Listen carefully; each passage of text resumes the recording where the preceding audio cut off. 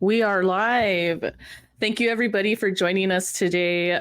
We have an exciting episode planned for y'all. Today, we are doing the Red Nation Podcast Year in Review 2023. This year was a significant year for us. I feel like we entered a new territory with the Red Nation Podcast and how we produce our content and how we're covering it. I feel in this political moment, we're really contributing to how we are seeing things happening in Palestine and how we're also covering Indigenous issues here in Turtle Island. So I want to thank you all for showing up to our live stream and supporting the show. I just want to start by introducing everyone who's here. I'll go first and then I'll pass it to Melanie. Hello, everyone. Ubiakindi Sengiku. My name is Justine Tiba. I am from the pueblos of Santa Clara, Tesuque, and Acoma. Right now, I'm calling in from Lakota, Nakota territories, and I am happy to be here. Cool. Thanks, Justine. Yate, everyone. This is Melanie Yazzie, co-host of Red Power Hour. Have had a spotty record with Red Power Hour this fall, but that's mostly just because the demands of organizing have been so great over the last couple of months. Going out on the streets and engaging in coalition work has taken precedence, actually, over podcast recording. But thank you so much for joining us. Really excited to be here with comrades. We don't get to share space like this very often together, believe it or not. So yeah, and I'm calling in from Minnesota, Makoche, and I'll pass it on to Kylie. Hi, everybody. Thank you for joining us this evening. My name is Kylie. I'm Danae, and I am calling in from Mesa, Arizona, and I'll pass it to Jen. Good to see you, everyone. I'm Jem Gnarly, co-host of the Red Nation Podcast, and I was just saying, talk about a shoddy record. I've been pretty MIA in all senses of it. Social media on here, but I hope to get going more, especially in the new year. I'm hoping things are going to clear up for me a little bit, but yeah, good to be here. Love Year in Review, reminiscent of our year in review party that we used to have amongst ourselves. Now we get to share it with you all. So, all right. I guess I'll go next. Kamatakapi, this is Nick Estes. I'm here in Minneapolis and Minnesota, Mokoche. Yeah, this is, I'm co-host of Red Nation Podcast, but also I wanted to point out, since it hasn't been mentioned, this is also our 4-year birthday episode as well, because we were founded in 2019 on Indigenous Peoples Day, which was 4 years ago. Indigenous Peoples Day like alternates every year. It's like the first Monday or the second Monday of every October or something like that, which is formerly Columbus Day or whatever. And we published our first episode, which was on wild rice or Monoman, as they call it up here, Anishinaabe territory in the Great Lakes. So that was pretty cool. We also did, I think our first interview was with Vijay Prashad, which was recorded live not live, but it was recorded in person in Santa Fe, New Mexico.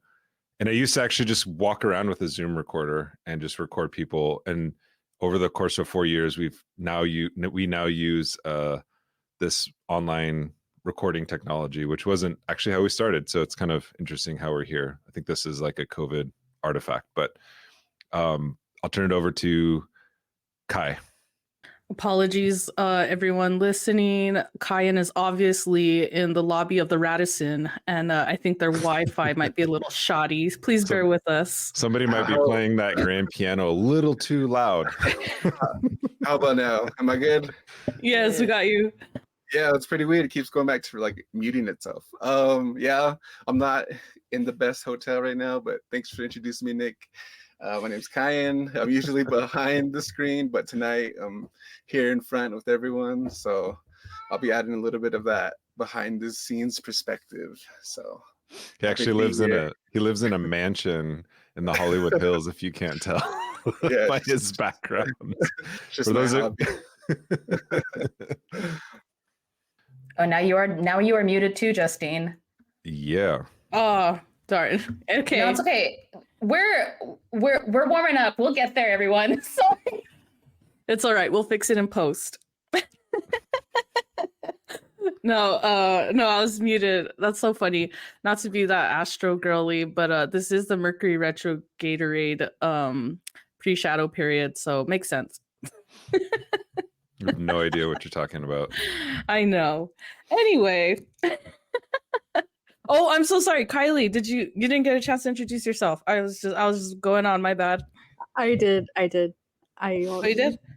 It's Oh. Kylie's new glasses. She looks totally different, and so that's why you you thought I was a different person.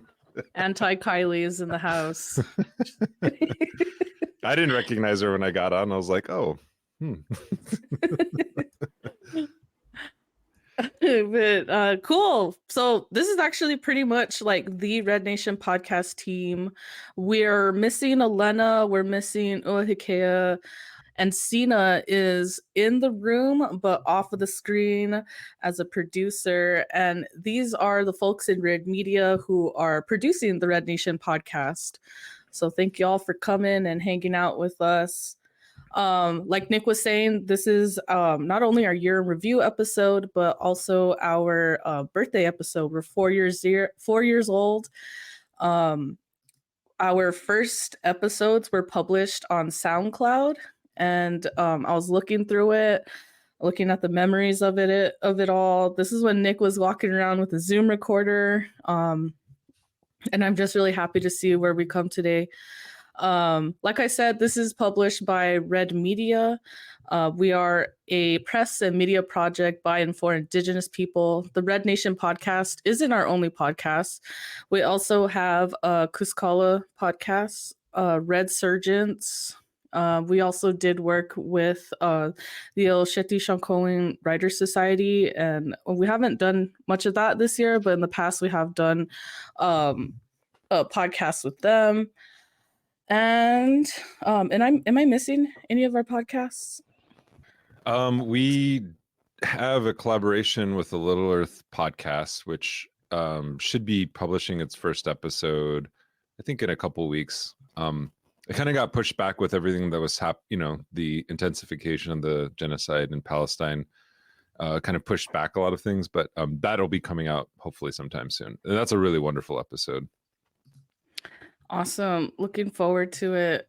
Yeah. And yeah, so the purpose of me introducing Red Media and sort of trying to demonstrate like our umbrella of work is because first on the agenda, we're going to be talking about Freedom to Read book program that is sort of happening in the background of Red Media. So Kylie, would you like to bring that to center stage?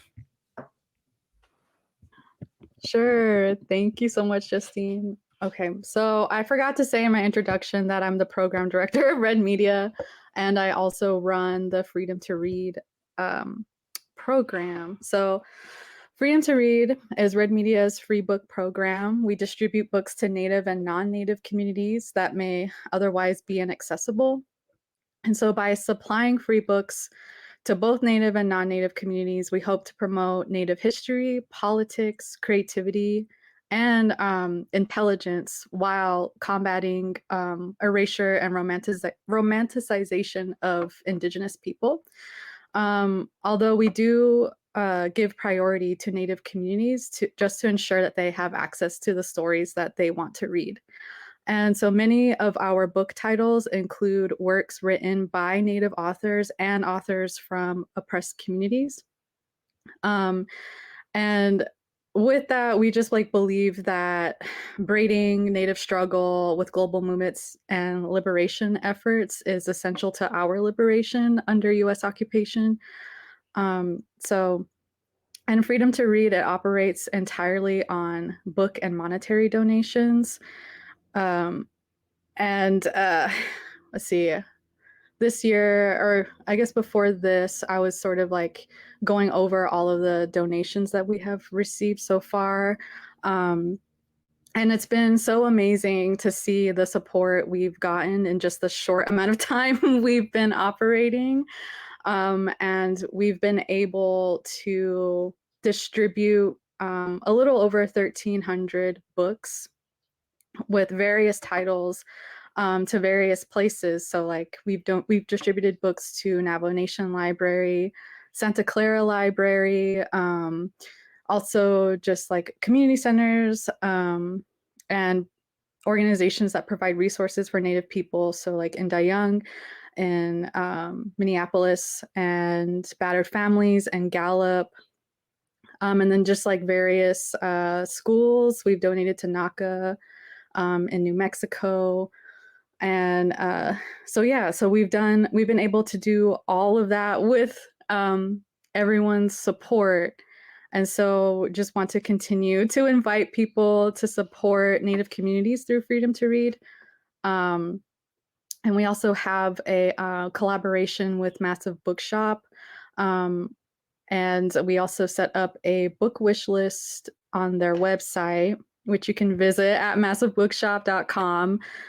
We recently updated our book wish list to include titles about Palestine and include Palestinian authors in our collection for distribution. And we have a PayPal that's also set up through Red Media's website, redmedia.press. So I hope, people can continue to support us so we can get out these stories that people should hear and know about and keep talking about Palestine.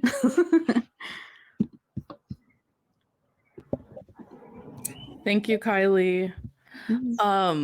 Thank you. And this is just one of the many things that Red Media is doing with our work. The Red Nation podcast is only one of the branches of Red Media.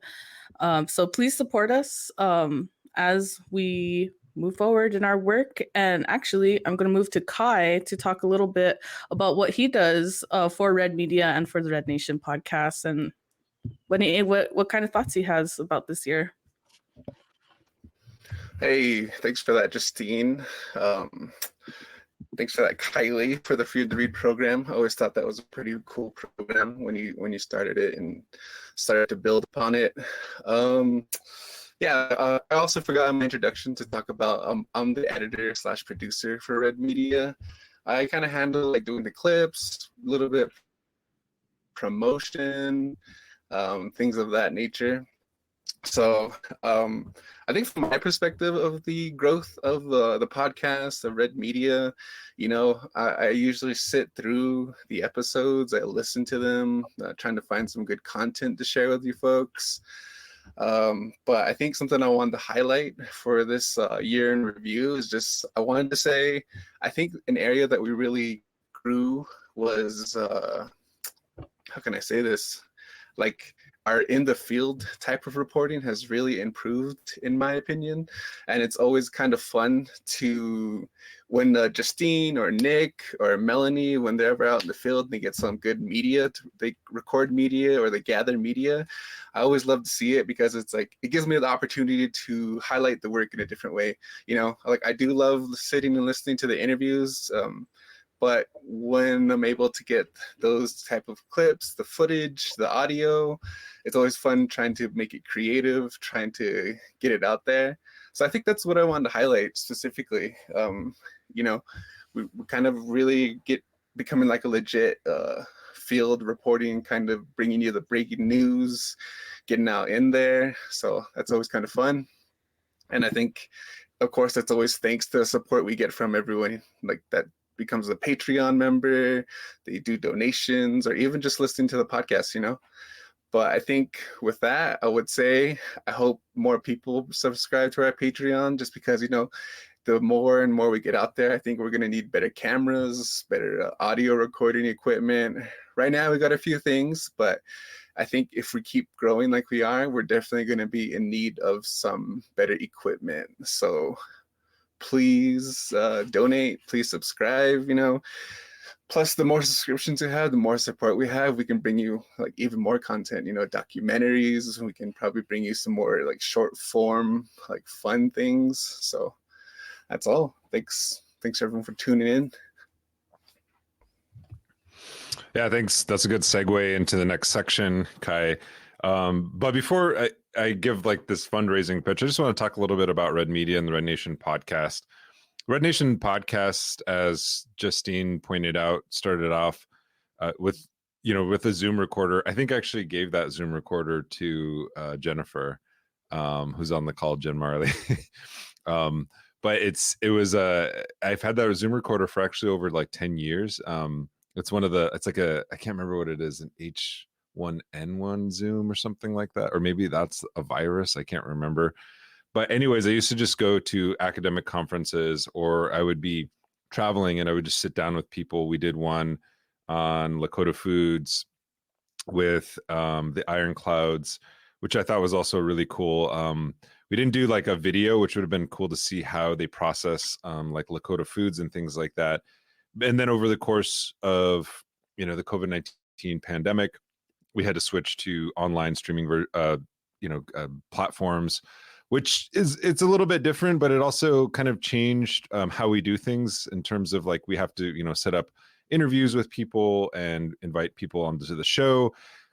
But the kind of idea behind all of this was to create a platform formed by Indigenous people, and not just like we're going to just do sewing or I don't know, cultural things or things like that, or painting, but actually politicizing this in the sense that we understand that Native literature, Native writers, Native producers, Native content creators are not only underrepresented within sort of the broader sort of mainstream society and media landscape, but our perspectives on politics specifically are vastly underrepresented. If we are represented at all, it's typically just through cheesy flute music or dream catchers or various breaking the Red Nation podcast was the best idea ever. That's hilarious. So it was a big ambition for a small project initially. And of course, over time, we've gained some, professionalization. Sina came on board. It helped us sort of up our game. Kyan and others, Justine, Kylie came on board and helped us like really produce quality professional content. We still are out in the field in many ways, but the idea behind this is also that like Native perspectives are like our politics are often confined to sort of this realm of the nation that colonizes us, or the nation state that colonizes us. So our aspirations sort of get domesticated or contained within what is the United States. And you also see this happening in states like Canada, where the Canadian state funds a lot of media projects, especially like Native media projects, but it's pretty self-contained within the realm of the nation state. And we think that's not a really productive way of doing politics, or even imagining what indigeneity can or should be, specifically like thinking about the geopolitics of imperialism and the geopolitics of resource extraction or the fossil fuel economy. And over the course of 4 years, me personally have learned so much, and my analysis and understanding of issues has become sharpened because of the multitude of indigenous perspectives, ranging anywhere from the Pacific or to the subcontinent of India. We had an amazing podcast episode with Adivasi, or indigenous scholars and activists within India, giving a long perspective of not just British colonialism, but the current sort of conflicts that they have with the state, the post-colonial state of India. So this is really put a lot of things into perspective, and even being able to put out content immediately, at the beginning of the Israelis, the Zionist-led genocide against Palestinians in the month of October. We were fortunate enough to have politics, but also comrades and relatives within the Palestinian movement to really step up and help shape our understanding as Indigenous people, not just in that moment, because we know that settler colonialism didn't begin on October 7th, right? And also the resistance to it didn't begin on October 7th.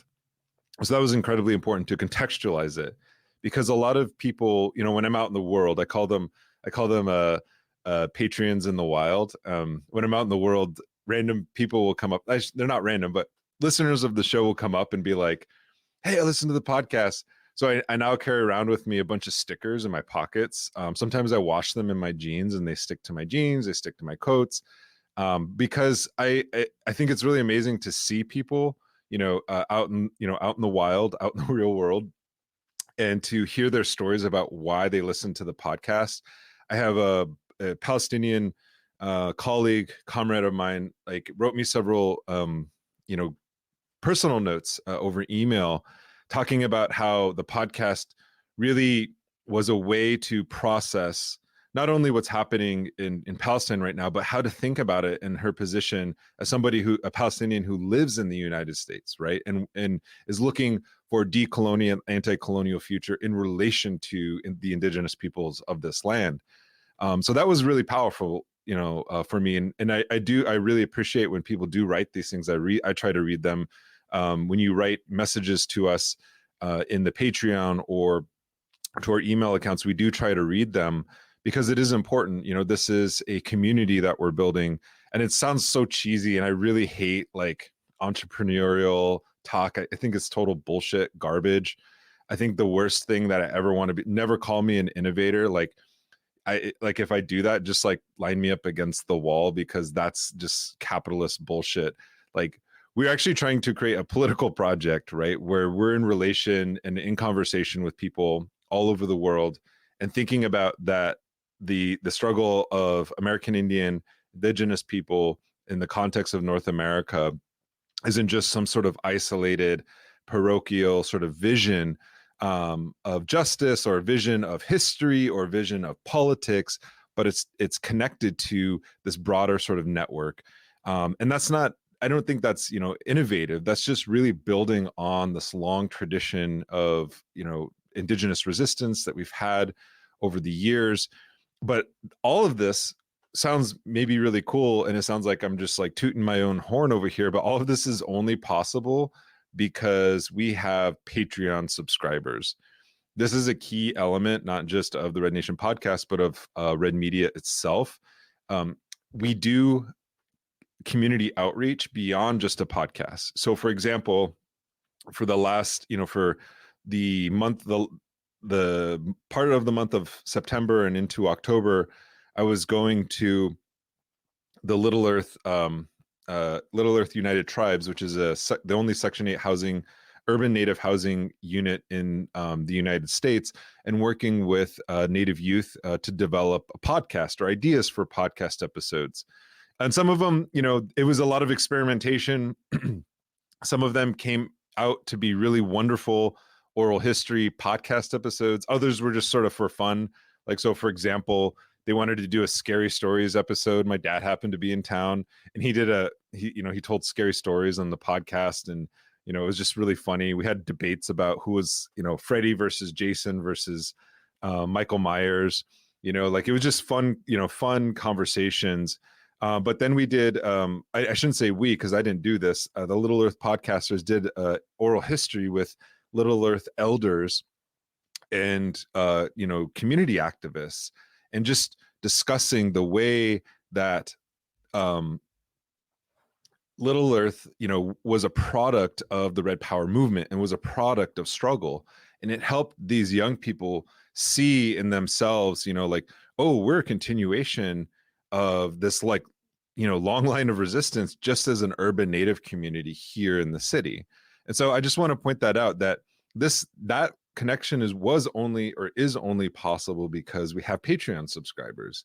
So if you're listening to this podcast for free, awesome. There's a little known secret. YouTube, all of our content is free basically on YouTube. If it's recorded on video, it's going to be free on YouTube.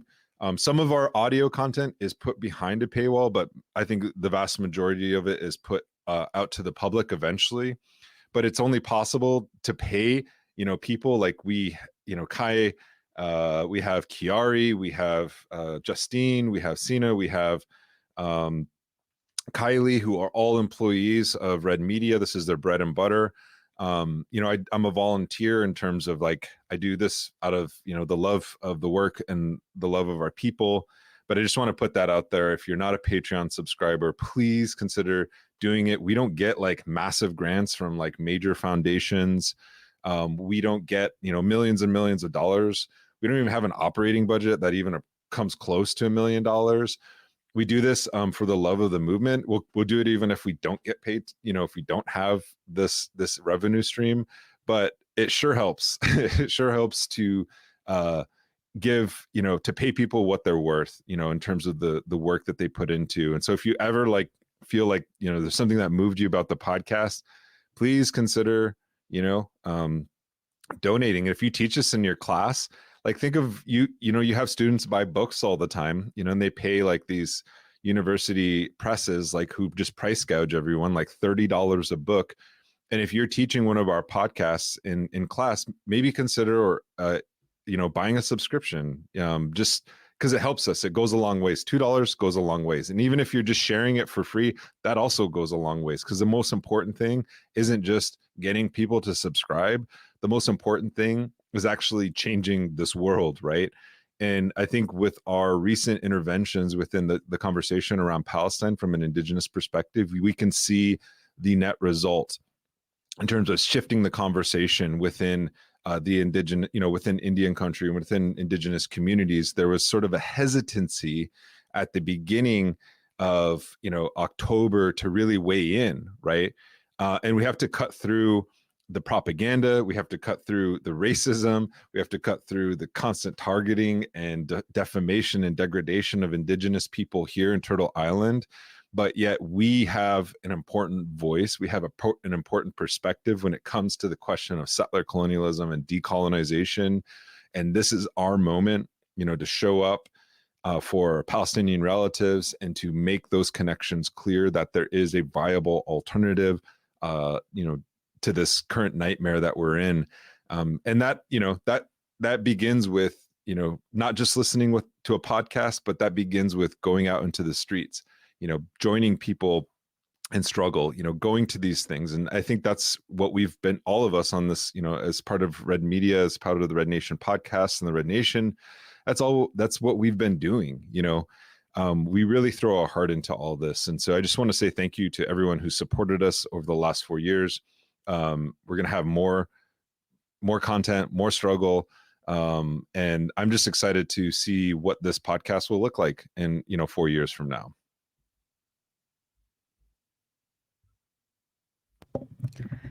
Thank you so much, Nick. I'm wondering if any of our other podcast hosts have similar thoughts or want to expand on that.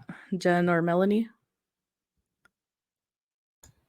Yeah, I mean, to be honest, when we first started, I couldn't have imagined that we'd grow to be this, although we had really ambitious goals from the beginning too.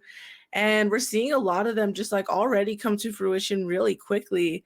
Kai had mentioned the possibility of making things like documentaries pretty soon and things like that. And that is something that we talked about in the very beginning as a long-term aspirational goal, but now it feels much closer.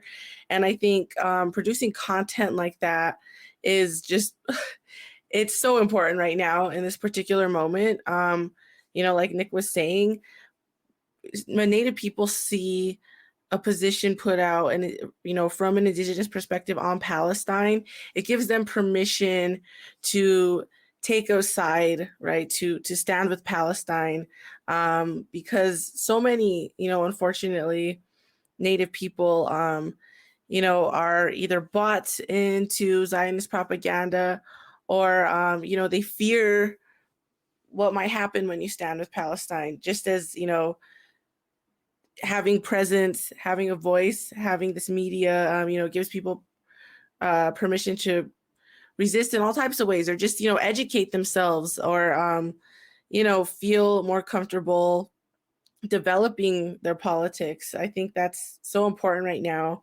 I feel like I've said this a bunch of times on the podcast, but one thing I'll never forget is when I was in Venezuela, we were told that the biggest reason, the biggest driving factor behind the 2002 coup was media, was the way, the people trying to initiate the coup really infiltrated their media sector. And so this project becomes the project of Red Media, it becomes like increasingly important by the day. And I'm really like, I really want to push back when people say that something like this isn't, isn't revolutionary or isn't assisting in the political work. Like, of course, it's not the end all be all. We know that. Of course, we know that this is just a part of it, but it's an ever increasingly important part of building a movement right now. And so, yeah, I just really hope that the podcast and Red Media continues to grow. I hope we grow to produce all different types of media. I'm really looking forward into exploring more visual media. I'm really looking forward to the possibility of getting things out to a broader audience. And, especially when I'm thinking about like my own family, like I'm thinking about, what is something that they're going to not only want to consume, but be proud of, right? As well as like what's going to be a very powerful educational tool. So yeah, I'm proud of us. I look forward to upcoming projects. I look forward to reaching these goals as we've been. And again, it's thanks to all of the patrons and all of the people who support this work. And just know that this work, it does go far beyond the podcast. We're helping put books in Native communities. We're helping to, continue with mutual aid efforts. We're doing the best we can as we're, in high demand, responding to the current political moment. And yeah, I also mentioned like the party. Sorry. We used to have like a year in review party. And it was really fun. We'd invite, like all the comrades and fellow travelers, and we'd like eat together and have like a little slideshow. But I really like that we're getting to do it in this format, just to open it up to you all, kind of get a taste of what we've been doing. So yeah. Thank you so much, Jen. Melanie? Heck yeah. So last night, the Red Nation held a teach-in and a panel in South Minneapolis, and it went well. And after everything wrapped up, a young Anishinaabe homie, he came up to me and he just introduced himself. He's like, "Oh, you're Melanie." And I said, "Yeah." And he was like, "I recognize your voice because I listened to the podcast." And he's like, "It's just so cool to like match the voice, to finally meet the person, behind the voice." And folks, I've had many people, like Nick said, patrons in the wild, Native people. I've had a lot of Native people come up to me in various places I've gone to, recognizing my voice. And just, I think the reason why those encounters really touch my heart and my spirit is because I feel like the podcast, in a way, it enters into people's homes. I had another relative and a comrade say that sometimes he actually just plays the YouTube videos in the background when he's at home, because the YouTube videos of like me and Elena, for example, talking on Red Power Hour, because it helps him to feel like not so alone. And this was a Native comrade. And I think besides offering, right, the incredibly important political perspectives and engaging in the war of ideas and taking the ideological struggle, the ideological aspect of the political struggle for decolonization and liberation that we're engaged in seriously, I think the podcast also allows us to develop relationships, even in unlikely places and with people we don't even know, because it's like our voice. And I guess almost like this is the power of media, I guess, because I never really thought much about doing media, especially when I was becoming like an academic. And because academics and like the way you're trained in graduate school, you're actually media work, like podcasting, is considered lowbrow, right? It's not considered like real intellectual work. And in fact, political work in general is not really considered a high standard of intellectual engagement or theoretical engagement. And so something that I feel like the podcast has taught me is that making those connections with people far and wide and developing real relationships with them could only happen if it would never have happened, actually. I think at the scale that it has, had we not started the podcast and begun this project. And this relates to one other thing that I wanted to say about this year with the podcast. So Red Power Hour began in the fall of 2020 as like a series of the Red Nation podcast. And so we began about a year, just about a year. Maybe I'm wrong. Let me know if I'm wrong with this timeline in this chronology. So we've been doing this for 3 years, Red Power Hour. I've co-hosted Red Power Hour for 3 years. And I think it was maybe this spring or it was last spring, Elena and I, it was around the time of MMIW Day, which I think is May 5th of every year. And we didn't really have a strong plan or an agenda for that episode. And so we're like, okay, well, we need to record. We have things to say, but we're just going to like wing it a little bit on Red Power Hour.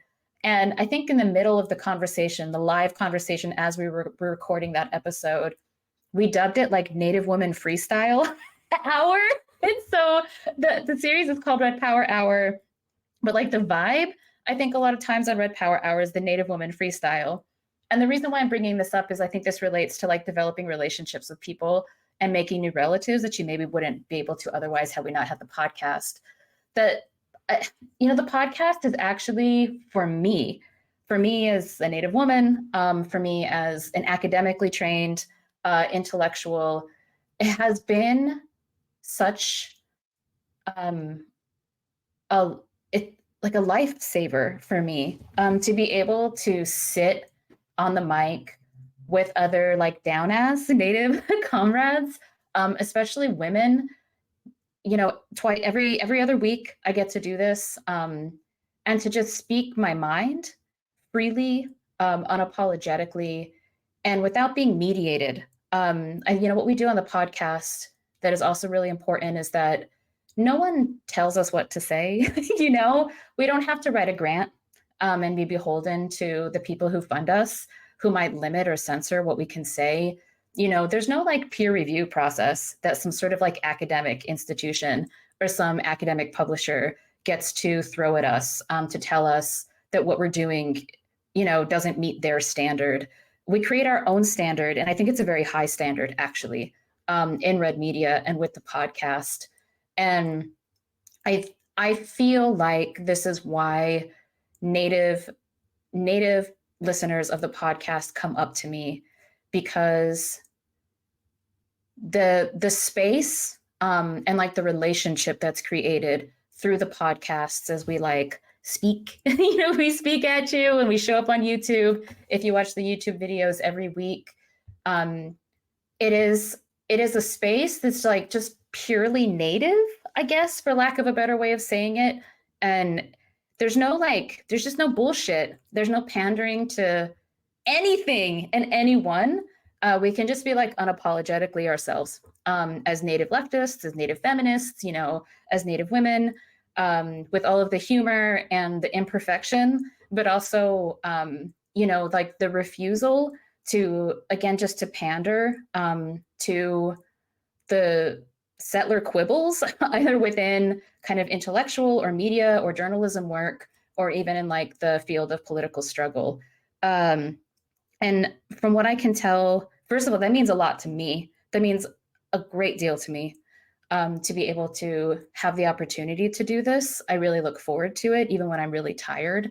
And I think that this is probably why a lot of our Native listeners really appreciate it and look forward to it.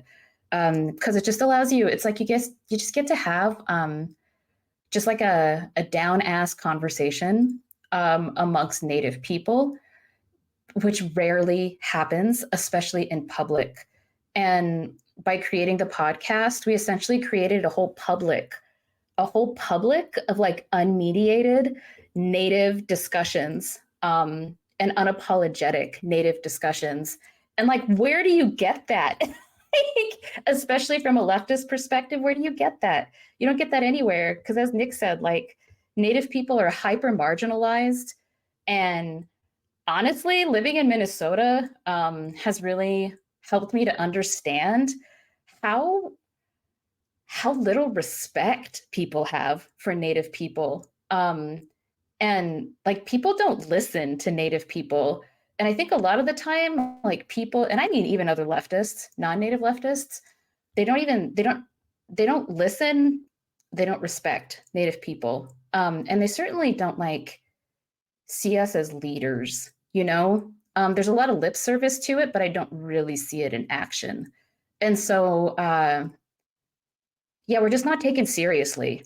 And so the Red Nation podcast, the Red Power Hour, yeah, we're silly. Like, you know, it is like Native Women Freestyle. Sometimes we make mistakes and it's a little loopy. I'm not going to lie. We're not perfect, but it does at least create a space where Native people, we take ourselves seriously. And I think our Native listeners really appreciate that. Because again, like you don't really get to see yourself reflected in this way in public, in a state of hyper normalization. Like settler colonialism is like hyper normalized in the United States. And that's why I think the marginalization and erasure is so profound. And so it feels so totalizing sometimes. So yeah, I think I really understood that for the first time this year with the podcast versus the last 3 years I've been doing Red Power Hour. So thank you everyone for listening, but especially like when I record my podcasts, I talk to Native people. That's my audience. I'm not talking to, you know, like a university press, and I'm not talking to other experts and things. I'm just kind of like, you know, talking to my own family or the relatives I meet a lot on the streets. That's who I'm talking to. And that's the relationship that I am most interested in building through the podcast. Thank you so much for that, Melanie. For this next portion, we're kind of going to move more into like a conversational type of deal for what we're going to talk about. But before we do that, I just thought I would go ahead and read a couple stats of our podcast. I don't remember if we mentioned it before, but right now we are at 3,200,764 all-time downloads for the podcast. So this year we hit 3 million views. And we have also done a lot of content since everything has popped off in Palestine.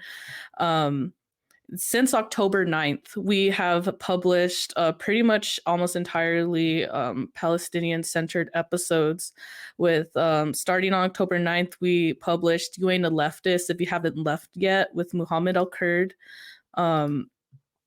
We published A Nightmare and a Dream, Palestinians Rise Up with Ali Abumna from Electric Intifada. We Didn't Start the Fire with Vincent Bevins. Red Power Hour, Palestine Roundtable. We Go Back in Time Only to Come Right Here, Right Now. Indigenous Solidarity of Palestine with Ua Hikea Maile and Leanne Leanne Simpson. I'm so sorry, I can't pronounce your other last name correctly. Free Palestine Freezes All with Red Power Hour, and Palestine Will Be Decolonized Part 1 and 2.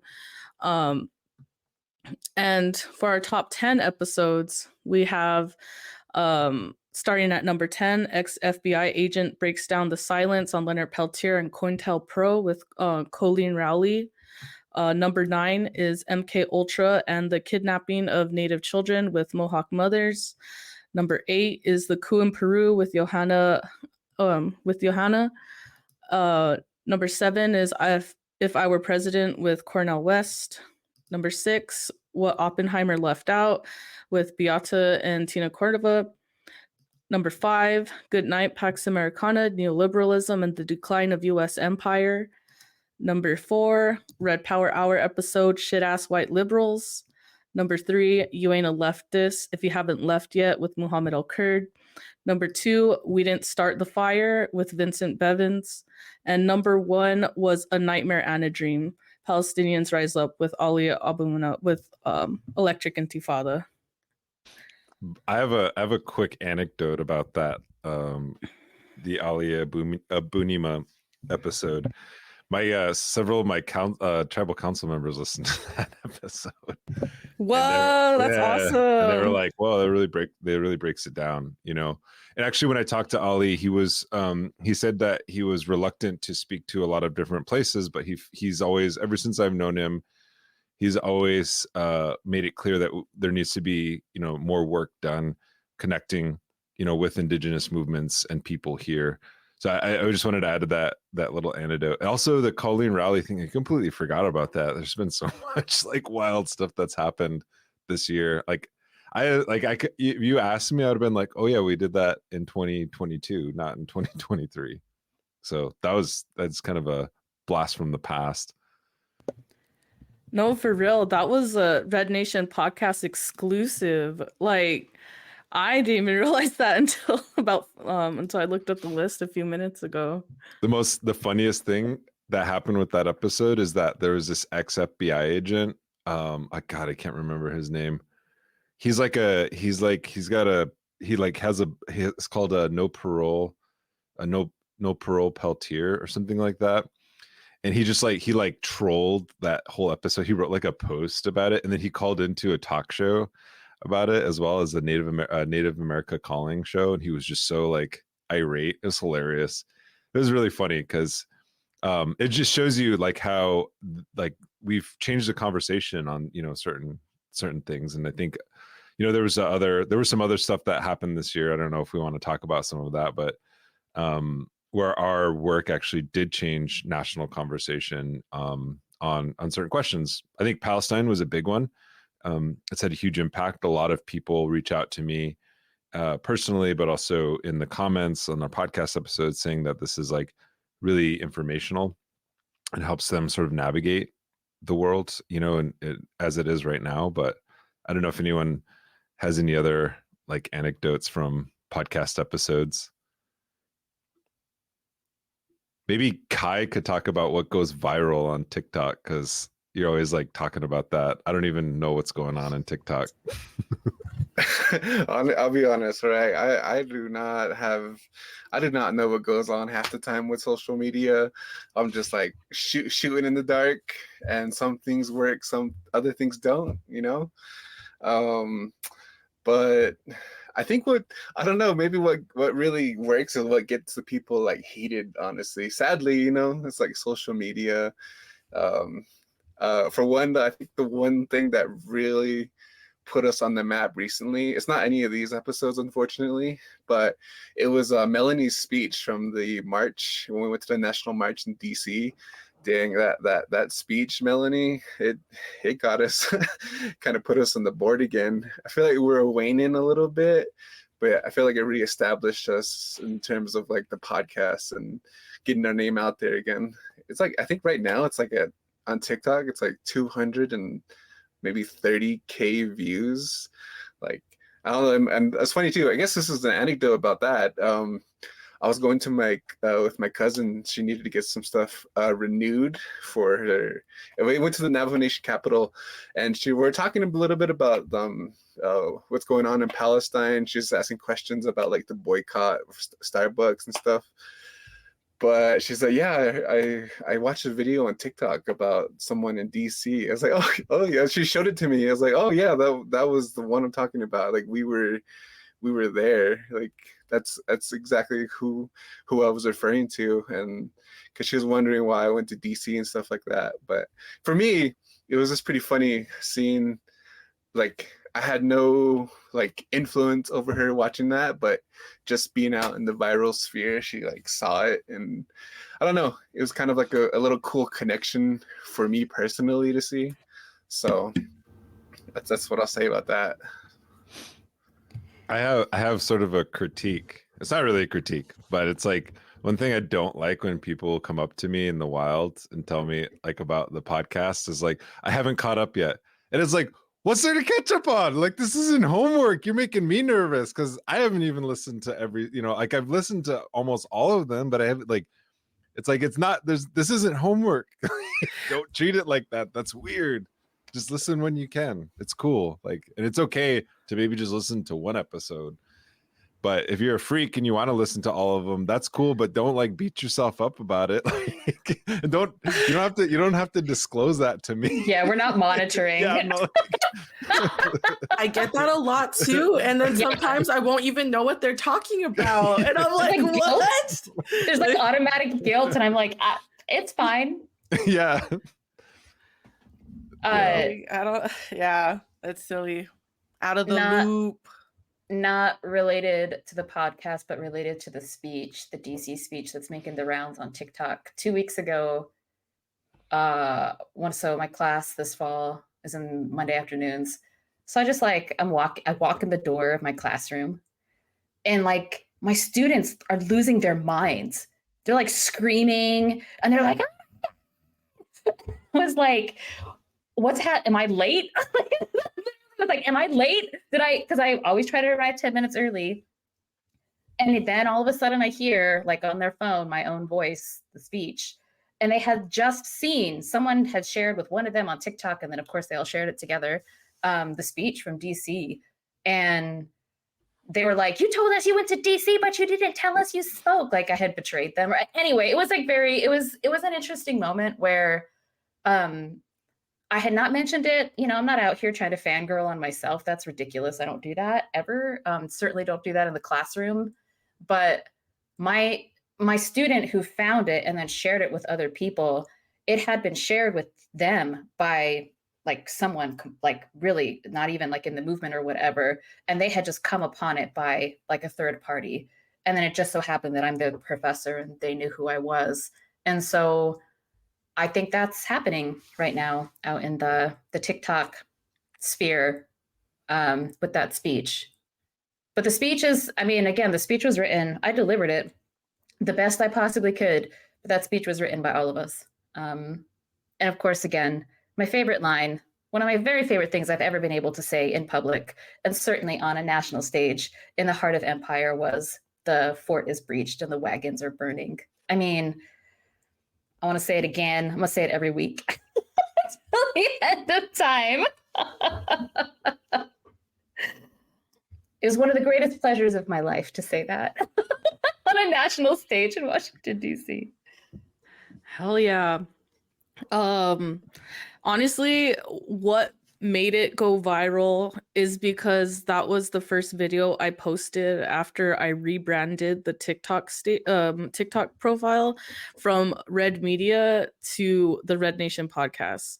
So it's actually like the clout and that of the Red Nation podcast that just made the page just totally take off. And that speech, people are like, Melanie Yazzie for Navajo Nation president. Oh, what was that comment I read to you yesterday? Oh, I can't even remember. Oh, what was it? It was so funny. Oh man. Oh, I can't even think of it. If I could think of it later, I might say it. But yeah, people are like losing their minds on it. I'm really happy, and it's literally just because people appreciate the podcast. I'm happy. I feel like we're reaching the youth this way. And yeah, and it's actually out of all the social media platforms I post for the Red Nation and the Red Nation podcast, TikTok has gotten with that speech like the most engagement out of like anything we posted this entire year. So hell yeah, that was really rad.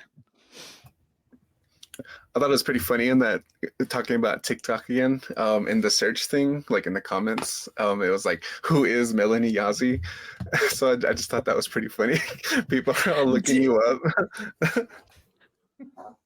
Hell yeah. Okay. Sheesh, they're looking for you on TikTok, Mel. That's what that means. Like if there's a video that talks about something, like the algorithm picks up what people search after viewing that video. So that means people were trying to find you after watching that video.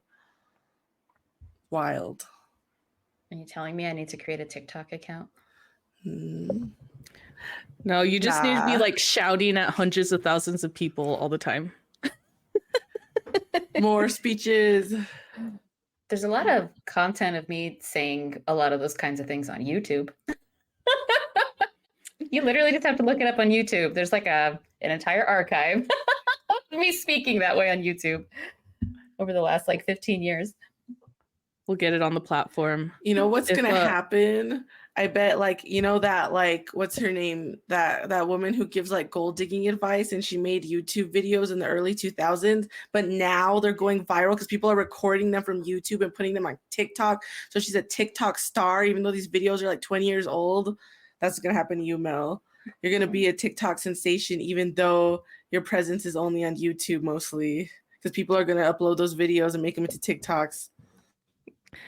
You know, that's kind of happening to Nick right now. You just found that edit of him. There's so many Nick edits, y'all. There's so many Nick edits of like random lefty pages. You can tell it's like teenagers that use like crazy funk music and like filters.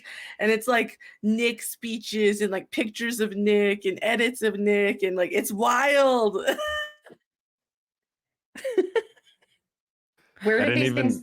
I didn't even understand when you sent it to me. I was like, I don't even know what this is. Guys. Nick, on TikTok, when they post a photo gallery, you have to scroll. I know I did, but I was just like, I don't get it. I don't get it. Whatever. I'm sorry, whoever created that. Thank you, but I'm not 100%. I don't really 100% understand it. I'm just being honest. It's for the kids, okay? The kids love it. It's for the kids That's to cool. think you're just an epic icon and be like, oh my God, I'm getting so yoded. Nobody understood purple ketchup in the 2000s, but it was for the kids, you know? So What? that's kind of what TikTok is. See? Grimace blood from McDonald's. Did anybody see that meme from the Macy's Day Parade? Yes. And, they did a ceasefire now like protest in the middle of it. Like Grimace's face is like, Yeah. He's like in front of the McDonald's flip. No, they were comparing him to John Kennedy and Jackie Kennedy. Yeah, because he was riding in the back of the convertible. Oh God. Oh my God. What a masterpiece. Anyways, yeah, it's really funny to see how like people respond to us, not only the podcast, but even like our presence as individuals. People just take it and run with it. And there was a time when we had to make memes about ourselves. Gone are those days. That's so sad.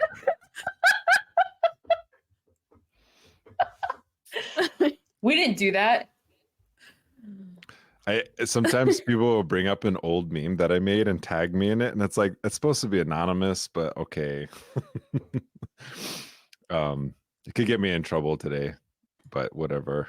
They can't tie you to it. Yeah, maybe. Yeah, this is there's a lot to say about the podcast. I was thinking about like even the hyper normalization of like genocide and racism against Native people. And I think this is like the biggest teaching moment for people. It's like, yeah, you can literally broadcast 24/7 the genocide against Palestinians. And then you're like, why doesn't anybody get it? And it's because this country literally is founded on genocide and like eliminating Native people every single day. That's why it's possible. That's the only reason why it's possible, because morally the United States and the people who live here, I'm not like blaming, everyday people, but they've been indoctrinated into accepting that as a fundamental reality. Mm-hmm. So yeah, it is a hyper normalization of the Palestinian genocide. And so it's like you're not going to be able to speak to the conscience of a country that just accepts that as fact, for its existence. It's not to say that people can't be swayed or changed, but you have to understand like so you're going to just keep running into that wall, unless you take that wall down, and it's I think this is what the importance of media is to say that it doesn't matter. Like, we have our rad friends who like to take direct action all the time, and that's really important. And, but I think, it's also about attacking those walls in our minds and destroying those things first and foremost, because you're never going to get free if you don't think freedom is possible in the first place. And so it's something that's like, I've just learned in the last couple of months. And it's not that I ever had faith in like you know, that like just kind of showing images of people's you know, endless and continuous victimization and genocide is somehow going to move a country, you know, into humanity or into caring. But it's a clear demonstration of the sort of depths to which people have been indoctrinated into this particular, you know, this particular system, where even in these kind of like highfalutin magazines and newspapers and even podcasts, people quibble, literally quibble, over the nuances of genocide Yeah, and it's what sick. is acceptable in terms of like genocide. And it's like your grandchildren are going to look back on this moment and judge you for being a coward. Like just like the, you know, the children of, you know, white settlers who grew up today and are now becoming woke or whatever, and looking back on their genocidal ancestors and being saying, what a freaking disappointment you are. History books will be written with your name and your face, because we will not forget that. You know, every time that somebody like tried to morally equivocate, you know, the sort of the genocide that's happening in Gaza to an act of resistance, you know, a physical resistance, trying to morally equivocate a nuclear armed power going up against people who don't even have an air force or a navy, right? Like that's like, you are insane. Like that is an insane moral equivocation. And I think you know, what the podcast has taught me, as somebody who's like still in the process of like, I you know, think of myself as pretty like decolonial, and then I get like, you know, hit over the face with like this culture stuff. It's like, you don't speak your language, you know, blah blah blah blah blah, you know, this is not how our ancestors behaved. And but then when you think about it, when push comes to shove, and like there's actual indigenous, you know, people who are resisting and like fighting for freedom, those same people are like nowhere to be found, you know, like in terms of like, where are you at, bro? Like, I thought we were down. But then it also like, it reframes that question of decolonization. It reframes that question of consciousness. That consciousness is actually, in my opinion, the first step that we should be taking as Native people when it comes to these questions. It's not about how many feathers you have in your hair, right? It's not about if you can speak your language. I think people should learn to speak their language, and that is an incredibly important aspect of it. But it's understanding the socioeconomic and material consequences of what we do and what we say and how we act in the world, that really are important at the end of the day. Because I don't think our ancestors are looking kindly upon us right now in this moment in time when it comes to these larger questions. And I keep that in mind. But then I also think that there are a lot of Native people out there who are genuinely interested and genuinely do care about these things, and that genuinely want to learn. Also non-Native people too. And that I think they are mostly, you know, the majority of people. They're just too afraid, or don't necessarily have the kind of things, this, you know, the language or the skill set to talk about them or to move to action. And that's why it's important, you know, to continue these projects, because we will always be here. Like, you know, like there's one thing that I learned about Native organizing, and it's like, you win not just by like showing up, you win by like sitting through a 3-hour long meeting because you're just like, you just have way more patience than everybody else, right? And you're committed to the long term, right?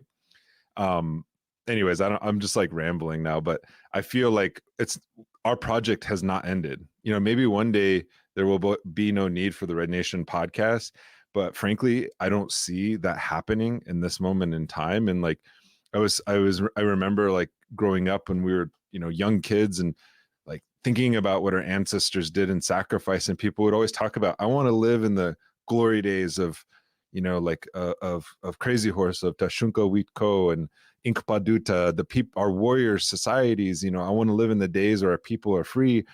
And I've been thinking about that a lot, and like looking at the horror that exists. And it's like, you know, I don't think I would rather be alive in any other time. I'm here for a reason. You know, this project, the Red Nation, is here for a reason. We are here in this particular moment in time for a reason.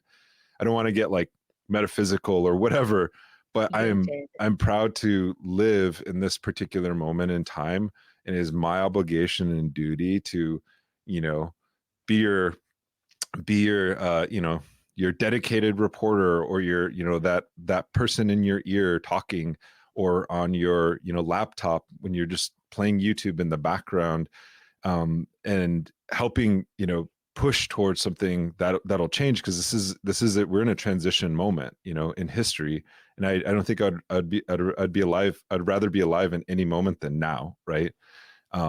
Anyways, like, you know, that's a I don't think that's ever going to make it into TikTok. I think people will just be like, what the heck?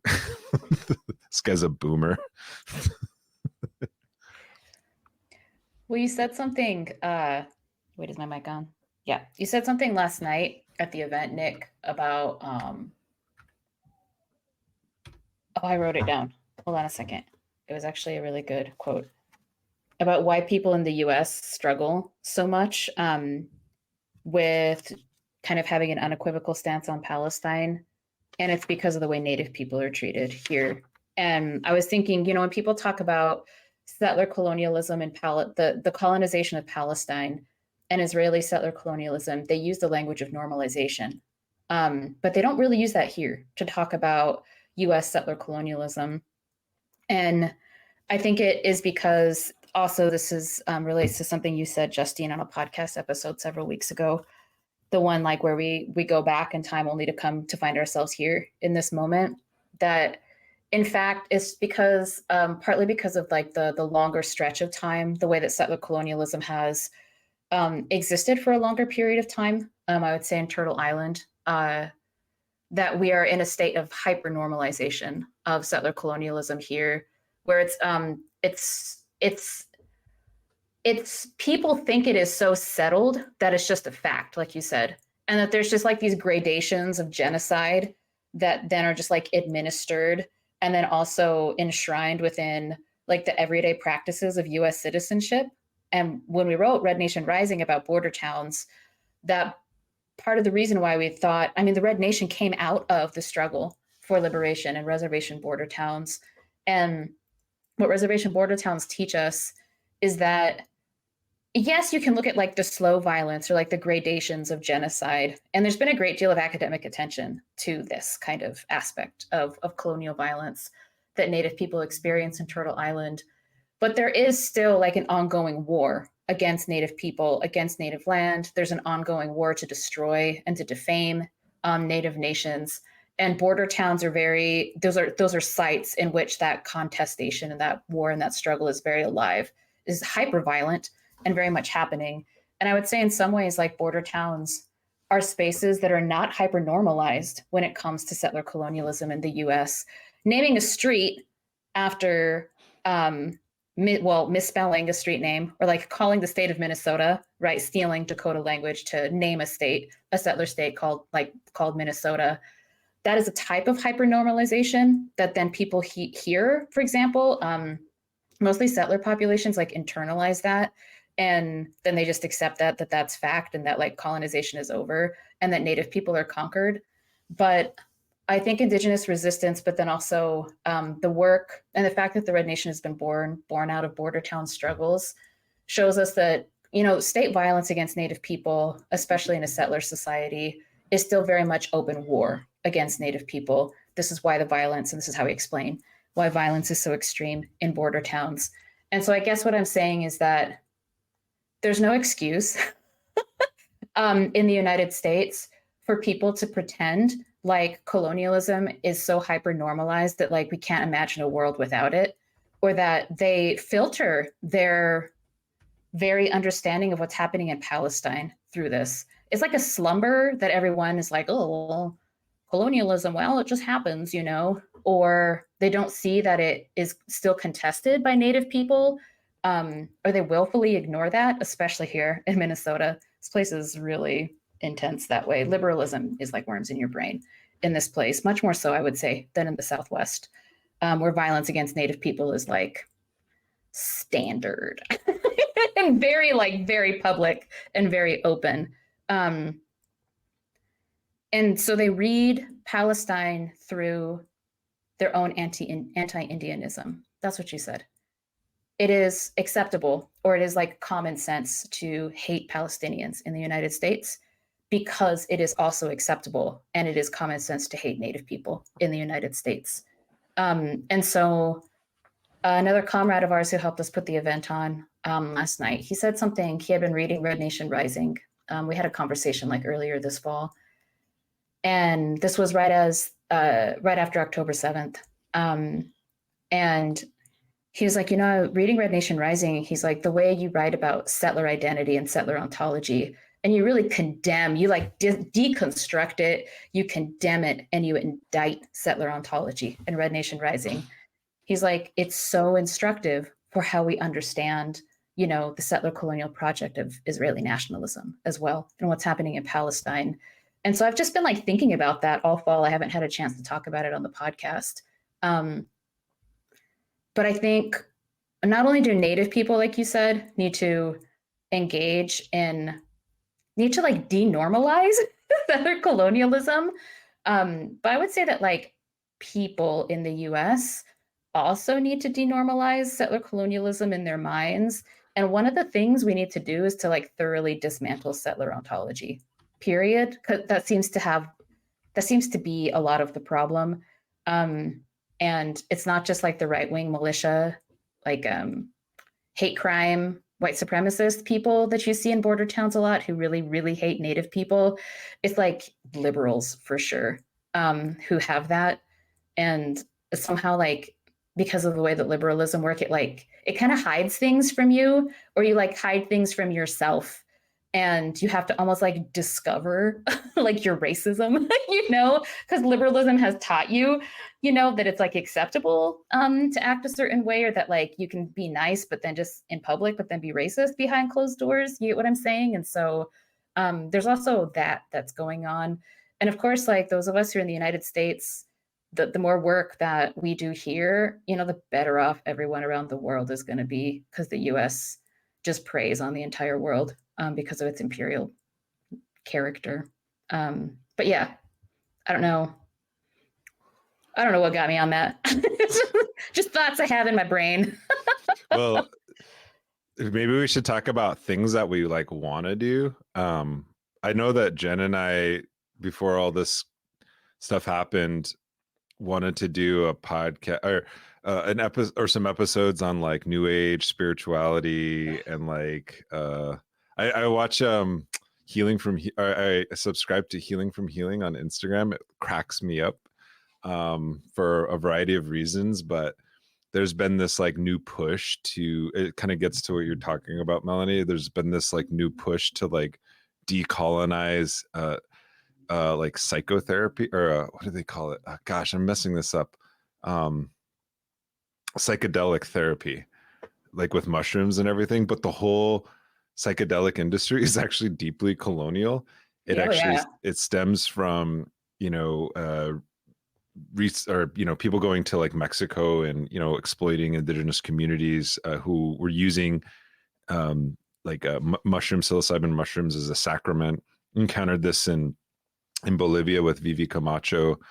She was she was like a vice minister of ancestral medicines there. And she explained to me her job at the time was to sort of implement regulations around ayahuasca use, because they call it narco tourism, where mostly like white tech bros, go down to Bolivia or the Amazon, and they basically exploit these indigenous people, to go on their like self-healing journeys. And now there's this whole industry that's being built up around psychedelic therapy and like trauma therapy. Mm-hmm. And I'm not criticizing people who use it. I'm just talking about how this is being commodified and turned into a for-profit adventure, and like how these communities are actually, trying to protect an indigenous practice, and now they're trying to patent. I was speaking with Dr. Jennifer Nez Dennett-Dale. There's certain pharmaceutical companies that are also trying to patent a synthetic version of mescaline, which is like peyote, And the reason why they're making a synthetic version of mescaline is because it's a decolonial framework. Therefore, they won't have to exploit the actual peyote button itself. They can just manufacture their own sort of synthetic version. But anyways, I could go on and on about this. I'm probably going to piss off a lot of our listeners. But I also think that it's like how like even the search, like there's this constant search, you know, for the self, right? We call it searching for your belly button. Like, where's your umbilical cord buried? Do you actually belong to the land? You know, and I understand and sympathize with this like social, cultural, spiritual alienation that like settlers might have, because they're the most assimilated people here. Like they're totally assimilated. We're not. Like they always say like, oh, the forced assimilation project of the Native Americans. Nobody ever talks about like, well, how did whiteness come about and how did you guys buy into all that, you know? But the problem is that because even through their quote unquote healing process, or even through their own traumas or whatever it is, they still have to be parasitic and exploitive and colonial, right? They have to go and turn something that's a medicine and turn it into a drug. That's how we got cocaine, right? Coca is a medicine. Coca is a leaf that is used as a sacrament, right? So too is peyote, so too is all these other drugs, but now you're turning it into a drug, you know, and it's kind of indicative of the soullessness, I guess, in a metaphoric, but also in a real way of settler colonialism, that it can only try to fill that void through consumption, right? And I think that's, you know, I used to be sort of a critic of like this whole like consumer culture stuff, but I actually think that it has some value in understanding. It's like you cannot consume your way out of this problem. You cannot consume your way out of trauma, right? And the approaches to addiction, the approaches to, you know, trauma-informed care are very individualized and privatized in the sense that they're kind of confined to a certain space and you know, an individual between a therapist and a, you know, whatever, a patient, but also privatized in the sense that it's like private practice care, right? It's a for-profit industry. And what we see in like social movements and what we see through our struggle and through, you know, indigenous practices of healing, it's actually collective.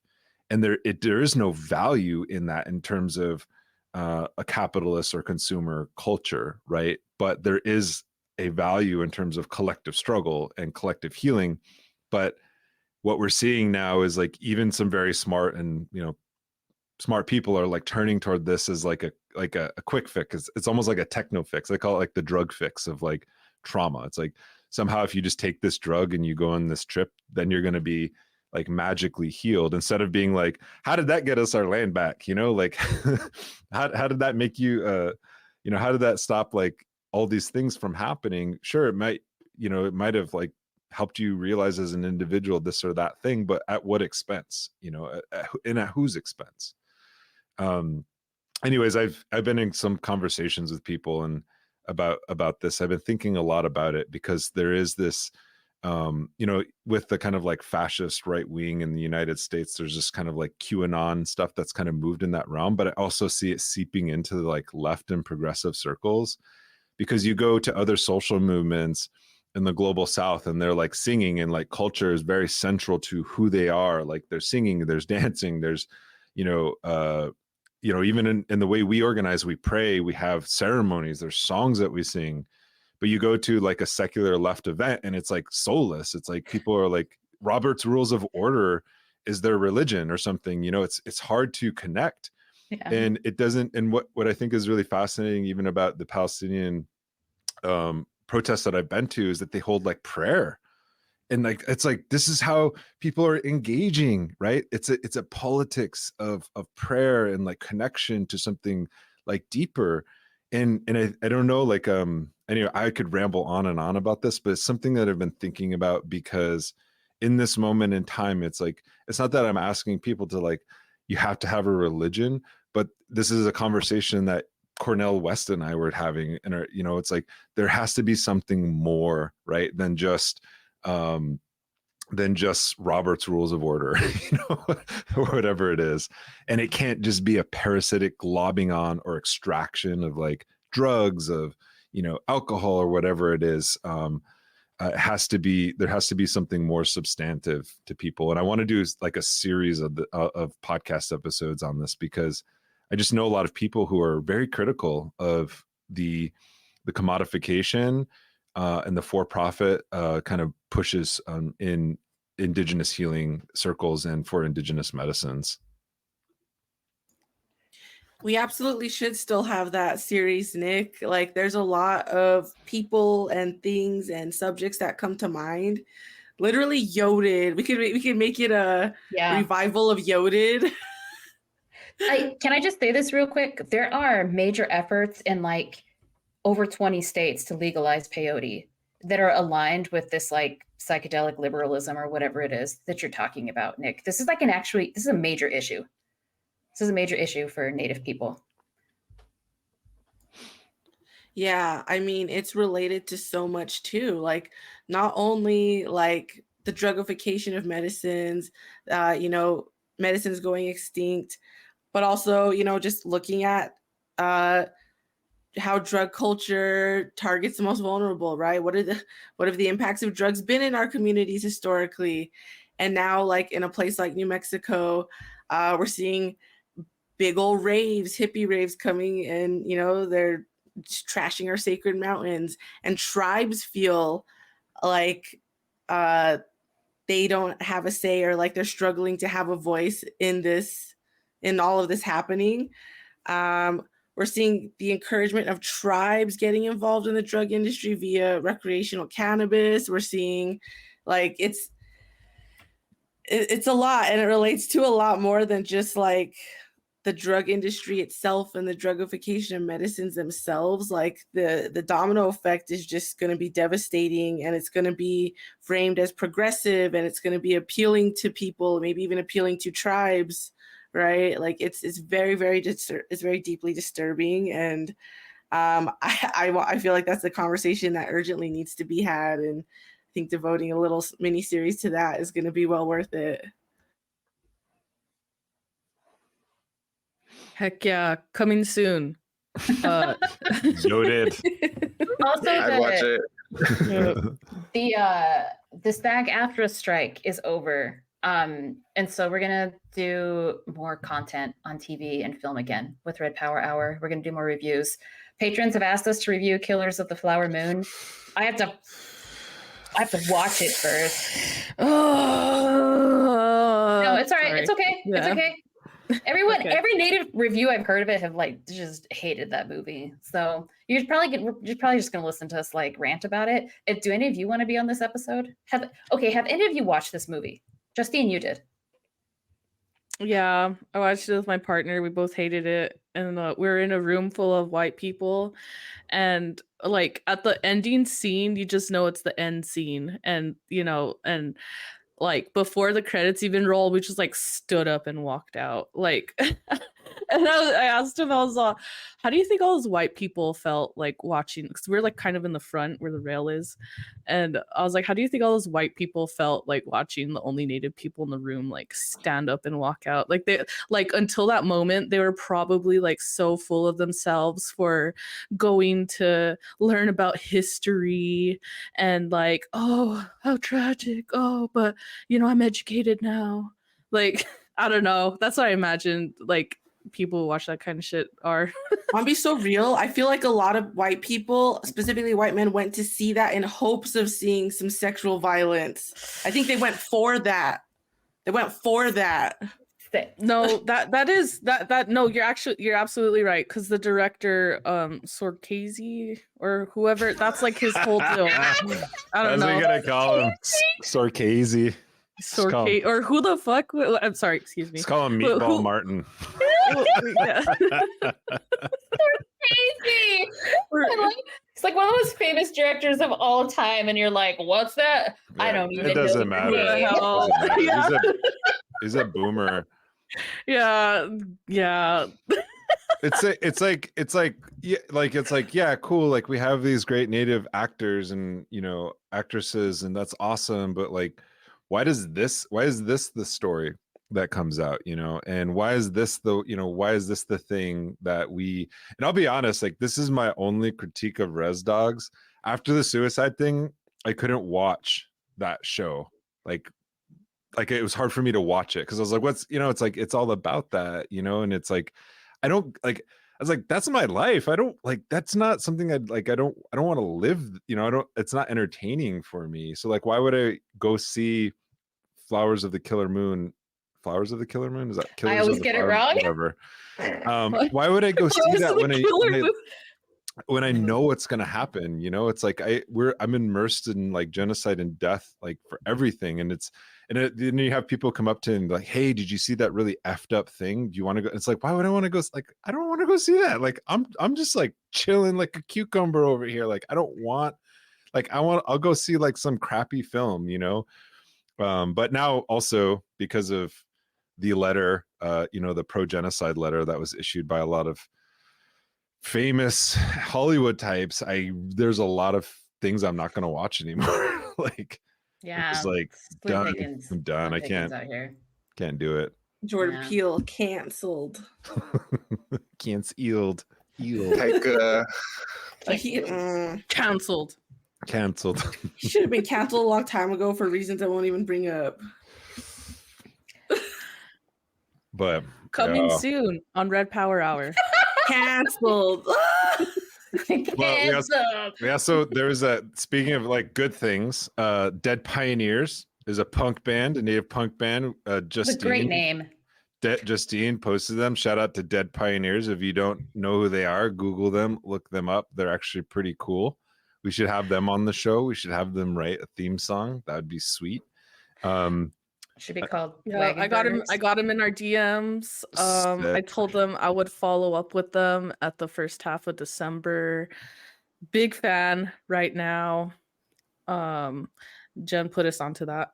Yeah, some of that stuff can be a little corn town, but they kind of walk that fine line, and it's, In a really Yeah. awesome way. Yeah. He's all, I'm not a good Indian because the only good Indian is a dead Indian. So I'm a bad Indian. I was like, fuck yeah, I'm a bad Indian Yeah. too. So I'll just be over here being a bad Indian. the other love the other like good news, I guess, good things that I saw For the People, which is a play here. I forgot who she's Sichangu Lakota playwright from Rosebud, and it was good. And again, it was like one of those things, like my friend Rachel and Vinny, like they're like, hey, you should come see this. And I was like, oh man, it's gonna be like a trauma, like I can't do the trauma thing. And it was actually really good. It was like funny. It was like about Native humor, like Wes Studi was in it. Like it was hilarious. It was really good. And so that was something. I went to a play and it was good. It was funny because there's like a bunch of like old white people who you can tell like they pay thousands of dollars to have like, season passes to all these things. Didn't understand a damn thing about that joke or about the jokes, about the humor, about the inside, sorts of things. It was really funny. And it was actually about Minneapolis, and it was about the Native activist community in Minneapolis. So it was like really, if you know kind of thing. It was really good. I really enjoyed it. I thought it's hilarious. And it's about pretendians. It's about like new age hippies. So good. Really hilarious. Highly recommend it. What's it called? For the People. Cool. Is it like available to watch anywhere? I don't, I think it's like one of those experimental plays where they wrote it with community. Mhm. And then they performed it, and it's like it just exists in that time, and then it's done. So sadly, I don't think so. But I'm definitely, I can't remember. Actually, let me look it up. You guys talk. I'll look up the playwright's name.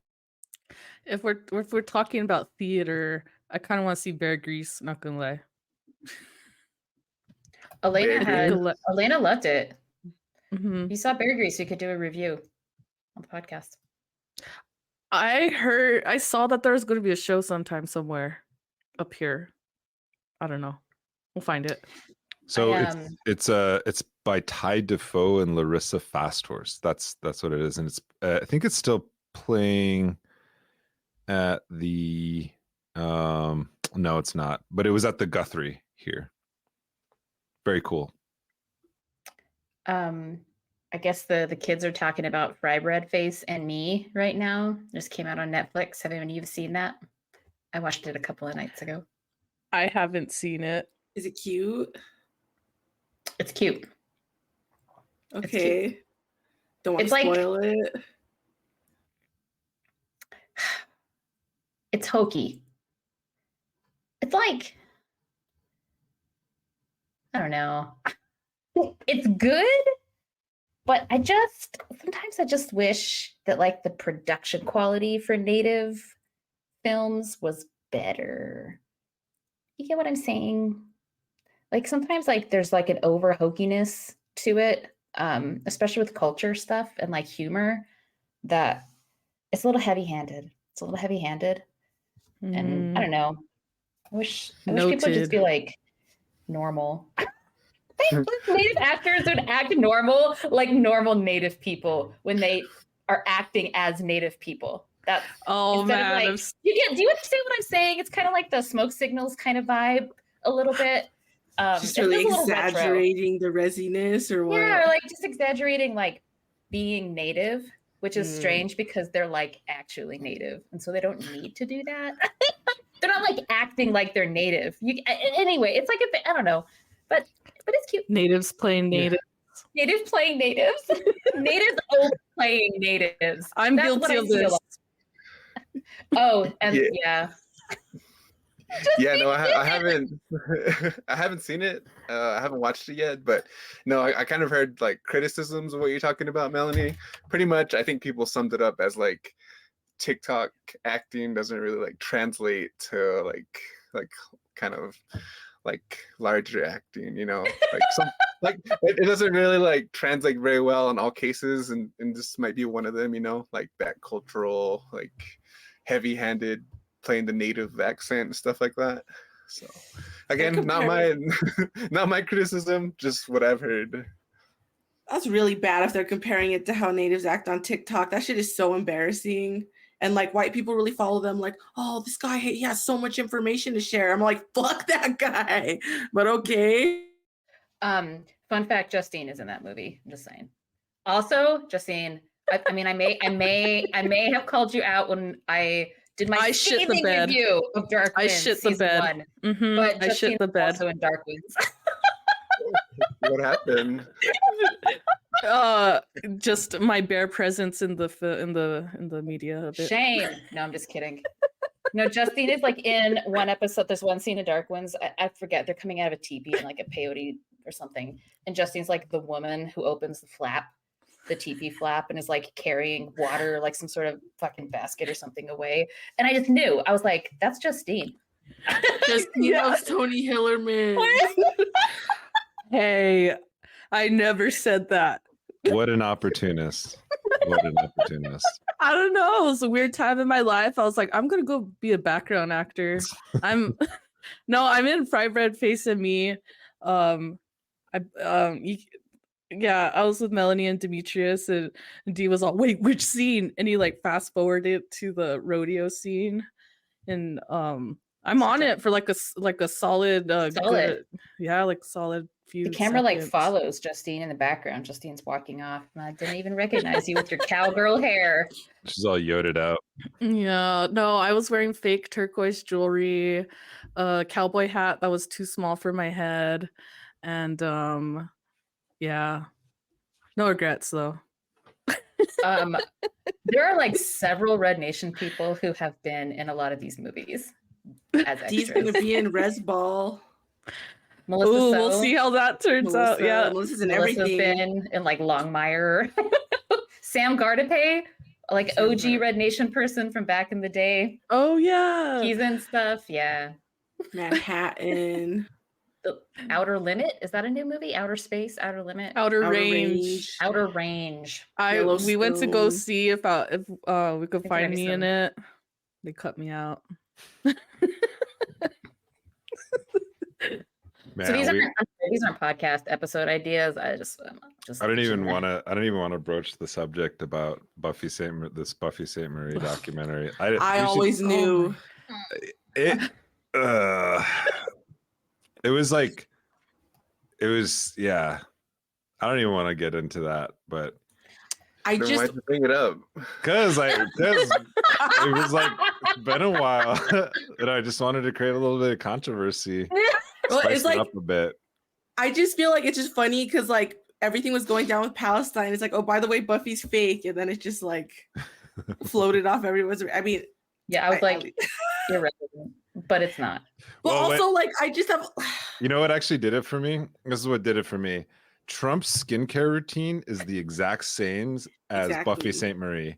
I know. Exactly. She looks And, fake. Like she acts fake. Like no real Indian acts like her. My So I whole actually family thought she was Credit fake. Donald Trump for outing her because No, I mean, I didn't. I guess like I never took the time to think about it, but I guess growing up, I would take a look at her and be like, that's not an auntie. Aunties don't dress like that.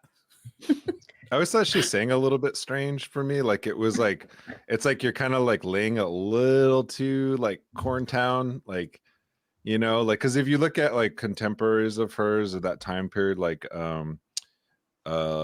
Floyd Westerman, Red Crow, they weren't singing Corntown, like this. You kind of go back and you're like, this kind of is like somebody sounds like a white person pretending to be native. It's like the Johnny Cash album where he like From a Native Son or whatever it is, where he like actually pretends to be native and it's like Corntown. It kind of like makes you rethink a whole lot of things, but at the same time, when you were like growing up, you were so like desperate and starving for like native, like everyone would be a native, like Ultimate Warrior. He's got to be native, the wrestler. I don't know if you guys know who that is. You don't even know who that is. You're all looking at me like, No, whatever. I low-key do, but I wasn't around. Even Billy Jack. We all knew he was white, but Yeah. it didn't matter because he was freaking Billy Jack, right? And I feel like that was kind of like with Buffy St. Marie a little bit, like, and then after a while, it's just like, yeah, like, if you probably just like retired, like you might have like gotten away with it, but the fact that it's just like you just continually can like keep winning awards and like taking up space and getting cheesier, like adding more feathers, like it's like what I now realize Johnny Depp's inspiration for Captain Jack was actually Buffy St. Marie this entire time.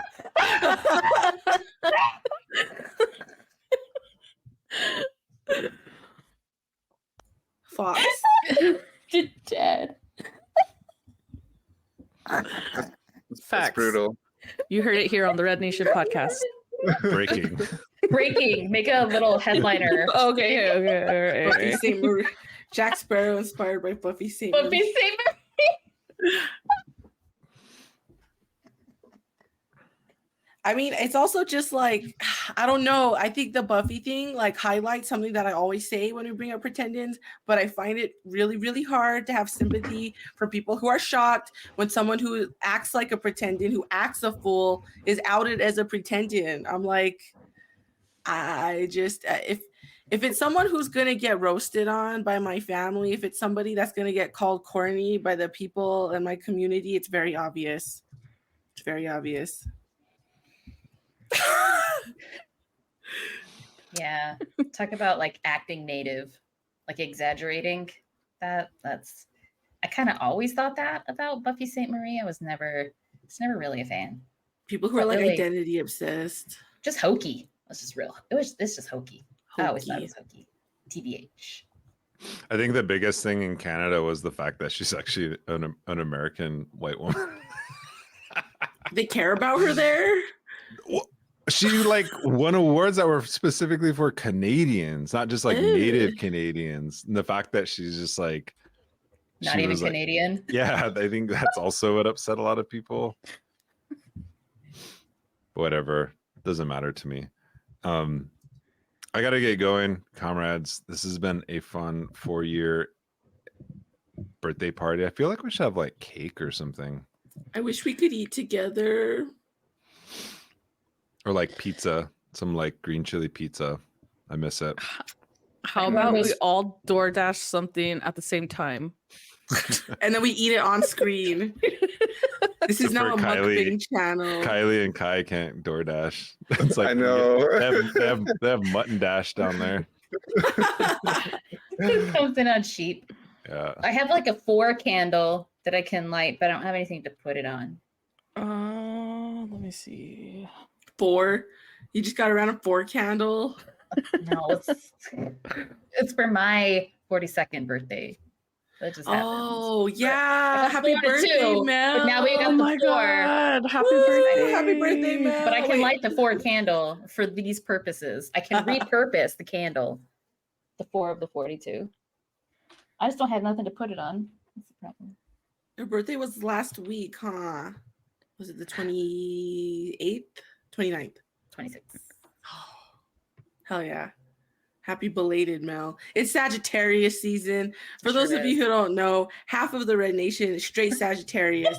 Did you know that Nick has a Sagittarius stellium? That means most of the placements in his chart are Sagittarius. Get a load of stellium? that, people. A You do with that stellium? information what you will. Almost everything in Nick's chart is a Sag and of Sag energy. He has a Sagittarius, Mars, Sagittarius, I think V. No. Leave No, some sorry. comments. What do you guys make of that? What do you guys make of Nick's chart? I don't. What do you think of that, guys? No one knows what you're talking about I have except for no the idea two what of you're you. talking about either. Here, we're gonna post his chart on the show. No, Roast Nick's chart. Yeah, they only see like the top part of me. The bottom part of me is actually horse. Like so Sick. He's just an actual centaur. okay, y'all. Someone should draw that. Okay. okay. All right. Well, All right. this is a good stopping place. We're about an hour 42 right now. Thank you so much for supporting the Red Nation podcast. Again, you can support us on mainly through our Patreon.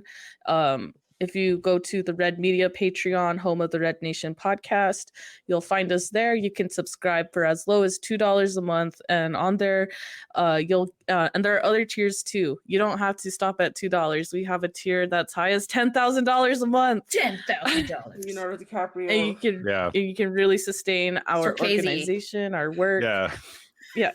Get Martin on the- there. Martin the Meatball, also known as Martin Scorsese. Also known as Scorsese. I'm- Money. Reparations for that. Still trash-ass unclear on movie. what his last name is. It's Scorsese, Oh, It doesn't matter. but it doesn't matter. Scor- Get it wrong and do it every time. Scorglese. Scorsese.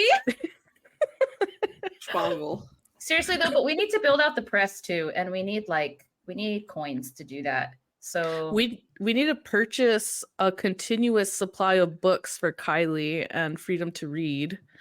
And again, it's not just the Red Nation podcast you're sponsoring. So please, that's the best place. If not, you can also find us on PayPal. We have links across all of our bios on all of our websites for the Red Nation and Red Media. And we did get a couple new patrons during this time. So Woo! heck Thank yeah, you. thank you. Pretty cool. Thank you. Please got look forward. Josh, Alexander Marin, Gustavo Vargas. Shout out. Hell yeah, thank you. Yeah. I just saw that. Thanks for signing up. Boys. Yep. I'm looking forward to how 2024 is going to go. Looking forward to further coverage and further media solidarity with our relatives in Palestine as well. So Mhm. thank you all so much for showing up. Thank you, comrades, for joining. I think that's it. Scoot in. Woo. Go. Bye. Bye. Bye. Bye.